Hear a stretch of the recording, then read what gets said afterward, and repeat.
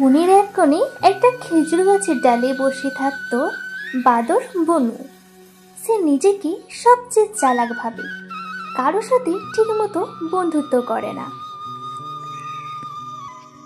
এই বনটা একেবারে আমার, কেউ গাছে উঠবে না আর ফলও পারবে না কেউ।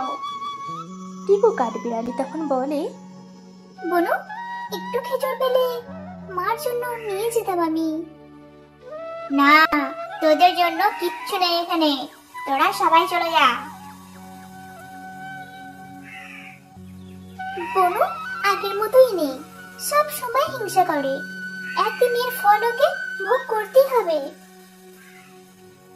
সত্যি বলেছো হাসিদি, আমি আর জলের রাজা কুমির দাদুর কাছে যাচ্ছি কিছু পরামর্শ নিতে। বনু গাছ থেকে লাফ দিতে গিয়ে একটা পা মচকায়, কিন্তু কেউ তাকে সাহায্য করতে চায় না। বনু তখন চিৎকার করে, আরে আরে, কেউ আছো?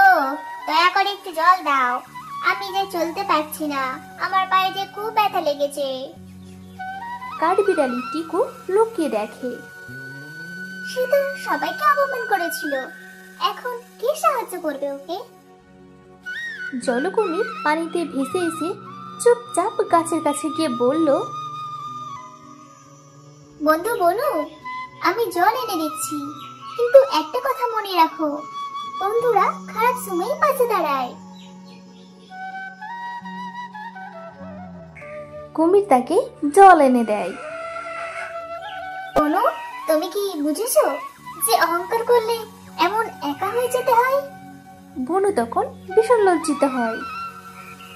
আমি ভুল করেছি, আর জলু না থাকলে আমি হয়তো মারাই যেতাম আর হাঁটতেই পারতাম না। ভালো কথা, বুঝতে পেরেছো বনু, এবার আমাদের বন্ধু হয়ে যাও।